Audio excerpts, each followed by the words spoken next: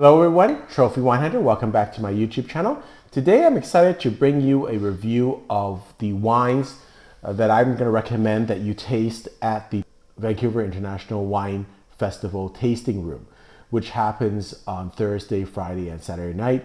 So this video will be released on the Wednesday, and I will be live streaming from the International Wine Festival on Thursday, mostly just to give people a layout of the room, and I might actually look at some specialty items. I might go to the sake tables, the Croatian wines, which I'll talk about, and maybe just hang around for a little bit, maybe look at the liquor store, but just give people a general sense of it. I'm not going to go into heavy tasting and notes. I will be bringing a group there Friday, and so hope to see some of you there Friday. For those who are going to the wine festival, please send me an email at trophywinehunter@gmail.com. I will send you my full list, including a map of how I think you should approach the wine festival. I know I promised to do that last year for a couple of people. I didn't check my email, but this year I promise that I will, as long as you send me the email either Wednesday, Thursday. I will keep looking at the emails till about Saturday night. I will try to send it out to you, and if it's useful, hopefully you'll like it. Firstly, how I approach the wine festival is that there are so many great wines, so it's impossible to drink them all. So I know it looks like I'm cherry picking, but it's just a matter of there's no way you can drink all of them, and so you just have to be choosy and kind of have a little bit of organization. Because if not, you get in there, there's 140 different booths, there's 500 different wines, you just get lost and you actually don't have the time frame. So as I've said in my previous videos and in my column in the Richmond News, you want to kind of separate it out. You want to kind of spend about 30 to 45 minutes drinking sparkling wines and white wines and maybe the lighter wines, and then you want to go to the hour and a half to hour and 45 minutes on your red and white wines, and then maybe another 30 minutes to the dessert wines if you want to do that. This year it's a little bit I think simplified because it's mostly Italian wine, so you don't have any champagne, not much, and you don't have a lot of like ports and things like that. So most of the recommendations I'm going to be making are in the red wine and white wine areas. How do I make my recommendations? Every year I just go and I take a look at the wines. I try to look at Wine Spectator ratings of it, and I look at what wines that each producer is serving. Some of the producers are great producers, but maybe their wines that they're serving aren't as great. So I try to take that into account. I'm going to go through a couple of tables that I think are good. I'm going to go through in order.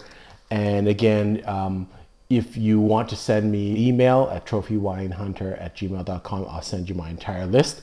How I do my list is I show you a map and kind of how I would walk the room, so that you're not crisscrossing back and forth.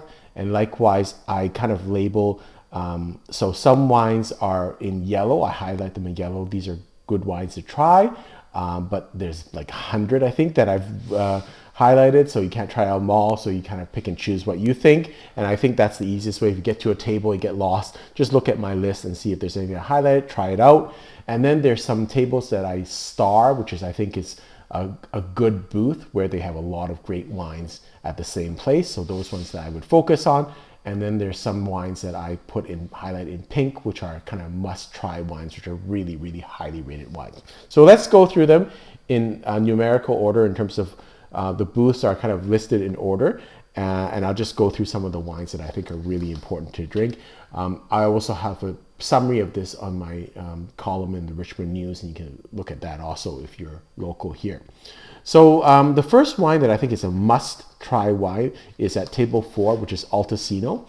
And Altesino's got a Brunello, their Montesoli, which is their flagship, or you could call it like a reserve Brunello, and that's their 2015 vintage is 95 points, so I think you should go and try that out. The next table is booth number 5. This is Tenuto di Arseno. And I think their selection of wines are really good. They've got a Chianti Classico at 2020, it's 93 points. Then they've got a Chianti Classico from 2018 Reserva. They've got their Alfona 2020, which is 93 points. They've got a Gran Selezione Chianti Classico 2019, 92 points. And then they've got their kind of IGT wine, Valladorna, from 2017, 93 points. So that's really a great table where all the wines on that table are great and booths. So you don't have to kind of just pick one wine. All of those wines are spectacular. Next table that I've highlighted is the Carpenetto table, which is booth 16. So Carpenetto is a great Tuscan producer, and they have a great selection of wines. Again, their Chianti Reserva 2018, 93 points. Their Vina Nobile de Montepulciano Reserva, again, 2017, 91 points. And then their Brunello 2018, 94 points. And again, some wineries chose to serve okay wines, and some wineries chose to serve things like this, like they're serving Chianti Reserva, Brunello, and even the Montepulciano, Vina Nobile de Montepulciano. It's still a Reserva. So these are really high quality wines. The next table that I think is a great table to taste is booth number 21, Da Milano. So Da Milano, generally speaking, is a kind of more a value producer from Piedmont, but they've got a great selection of wines that I think are really interesting. And I also picked wines that are a little bit more aged, because you don't get to see that very often. So they have a Barbera d'Asti, which is 2021, 92 points. They have their Barolo Le Cinq Van from 2018, 91 points. But they also have their Barolo Raviol from 2015. I don't think it's rated, but again, getting a chance to drink a Barolo from 2015, that will help. This is also Barolo from 2015 that I'm going to review shortly from Fisi Luigi Odero, which is a little young, but it's great now after a day. So again, it's very hard to find Barolos that are aged. You will see that I'm focusing a lot on Barolo and Brunello wines, and that's just because that's my area of focus. I think sometimes if you kind of are unfocused, and that's the key to these wine festivals, there's so many wines. If you drink everything, you just get confused. For me, I'm interested this year in Barolo and Brunello, so I'll be drinking a lot of that, and I'll take the opportunity to find kind of older vintages, because that's of interest, and those are harder to find. The next booth that's of great interest to me is the Fontana Fredda table, which is another Piedmont producer. They've got a great selection of wine. Almost every wine in there on that table is great. They start off with a Gavi, the Gavi, which is, I think it's a white wine, 89 points, a Wine Spectator. Then a Barolo 2018, 91 points. They have a Serralunga de Alba Barolo from 2019, that is 93 points. Then they have a Timorasso 2022, again, interesting wine from a grape type that's unusual from Italy. And then they have a Barbaresco Costa Robin from 2019, 93 points. Again, every wine on that table is interesting and highly rated, so I think that's a great table to go to. Next table is the Frescobaldi table, which is booth number 29. They're serving the Niposano, but it's 2020 and it's a Reserva. That's interesting wine. They have a Chianti Classico Pirano that is 2019, 90 points, Wine Spectator. Then they have Allier Rose 2021. That's kind of neat. And then they have their Brunello 2018 Castelgiacondo for 92 points. And then they have a Pomino Reserva Beneficio 2021 for 90 points. Again, I love, in terms of some of the tables that I'm recommending, I love the difference of the things that they have on the table. It's all interesting, it's got a good variety, and they're all high quality. Next booth that I think you should visit is the Hacienda Agricola Anami. So that is quite an interesting table for white wines. And this is, they have a lot of Soave. And Soave, again, it can be not so great if it's not a great producer, but this is a quality producer, so you're going to get a lot of Soave. So they have a Vin Soave Classico 2022. They have a Cabernet Soave from Classico from 2021, which is 89 points, Wine Spectator. Then they have one that's called Fos Sereno Soave. So again, I'll be interested. It's probably different vineyards and different tastes. So just to compare 3 different Soaves would be very neat to do. Then they have a Carmenere from Veneto region. So again, interesting wines, 87 points, but it's just an interesting wine. And then they have Volcea Sauvignon de Veneto. So again, an interesting selection, but I think you should go to this table just because there's not a lot of, to me, the Suave is a great wine if you have a great producer, and I think this will be a very interesting table to learn from. The next producer I would recommend is not from Piedmont, but from Veneto, the Amarone region. It's Massi. I had a great tasting with them last year, and they've got a great selection of wines this year. They start off with their Campoforan 2019. Many people are familiar with this wine. Then they have their Costa Serra Amarone from 2017, 90 points by spectator. And then their Costa Serra Reserva from 2016, 91 points. They have another, I think it's a single vineyard Amarone from Cerrego Algheri, Vial, 2015. And then finally they're serving their Mezzano Amarone from 2013, 96 points. I wouldn't miss that last wine. That's going to be a spectacular wine. And what an opportunity to drink like 4 different Amarones from 4 different vineyard sites from 4 different vintages. And just to see aged Amarone, like Amarone is just like Barolo and Brunello, really needs age to soften. And it's a great thing for consumers to be able to taste these wines and to know what the future holds for younger wines. Next booth I'm going to recommend is Ricasoli. Again, very quality producers from the Tuscany region, and they've got a great lineup. They've got a Rosato de Toscana that they start off with, then their Broglio Chianti Classico, which is kind of a good value wine. Then they have their Broglio Chianti Classico Reserva from 2020, which is 91 points. Then they have their Castello de Broglio Gran Selezione Chianti, 92 points. And then finally their Castelferro Merlot, that's their IGT wine, 2019, 93 points. So again, you've got a lot of different expressions of Chianti Classico, different vintages. You have Reserva, you have regular, and then you have Gran Selezione. So you can compare, contrast at one table. And then at the end, they have a flagship IGT or Super Tuscan wine for you to try. The next producer I'm going to recommend is Twarita. Again, a great Tuscan producer. They start off with their Redagalfi, which is 2021. They have a Rosso de Notri, 2021, 90 points. Then they have their Perlato de Bosco Sangiovese, 91 points. Then their Gustro de Notri, 2019, 91 points. And then a Syrah from Serpempra, 93 points. So Twarita is a great producer, and again, a little bit more innovative in terms of their naming of wines and things like that. So I think that's, again, a place that I would stop in on.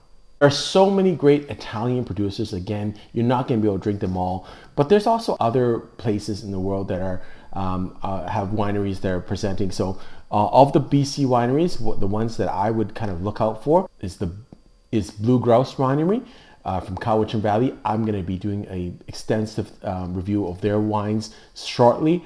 I think they're an up-and-coming winery. It was bought by Kendall Jackson, the Jackson family there. And so they have lots of wineries, and they're not going to buy this for nothing. So they obviously see something in the winery there. So I would keep an eye on this winery. Incameep Cellars, I've done a review of that winery. I really like their wine, so go and try it out. Assoyos de Rose, this is going to be interesting because they're actually presenting 4 vintages of their wine, 2013, 14, 17, and 19. And I think during that time, at least they've had 1, if not 2, changes of winemakers. So you can actually taste the different winemaking styles. So that would be an interesting one for me too, also to drink from BC.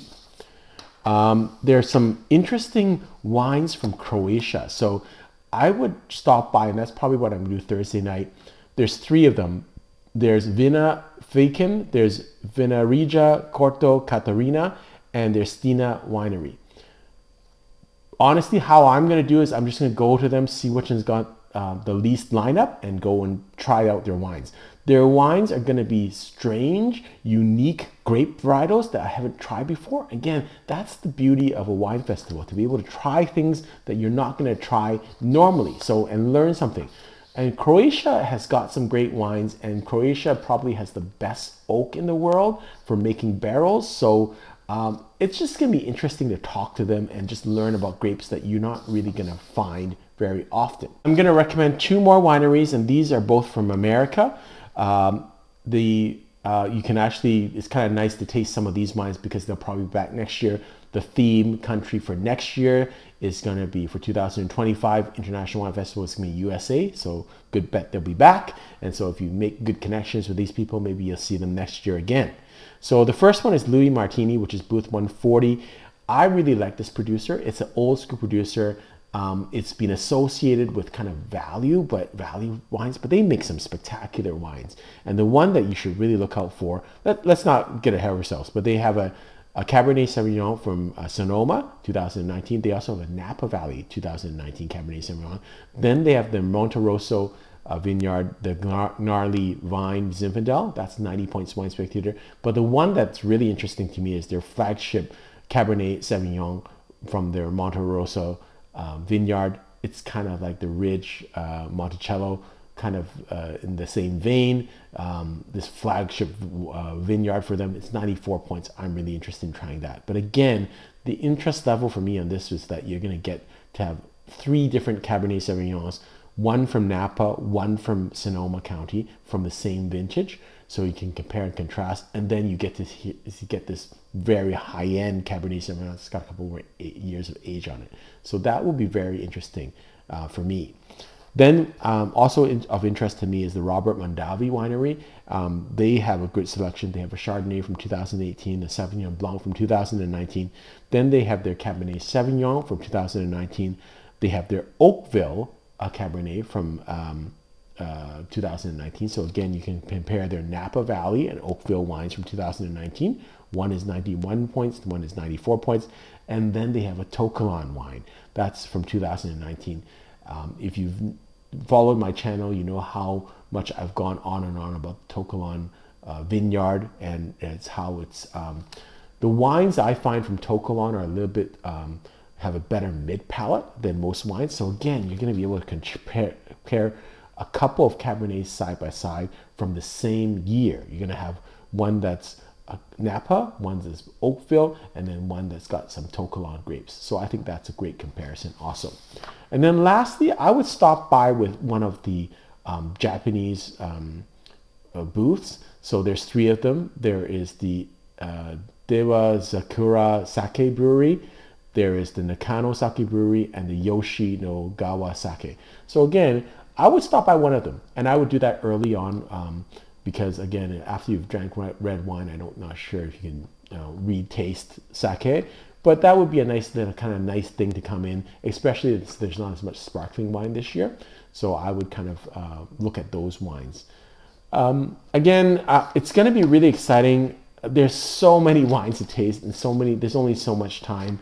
I hope that you'll just pace yourself. It's very confusing sometimes for people to get in there. There's a lot of people, a lot of booths, there's a lot of action, there's lots to see, there's food, there's people all over the place. So again, sometimes my guide will help you out so that if you get lost and you're somewhere, you can just look down at my list and say, listen, this is what, I've highlighted some wines that you can try at that table.